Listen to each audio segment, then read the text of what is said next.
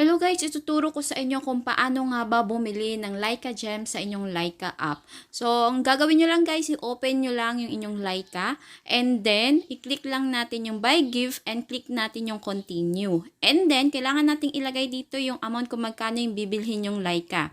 Then, proceed. Ayan, for example, 550.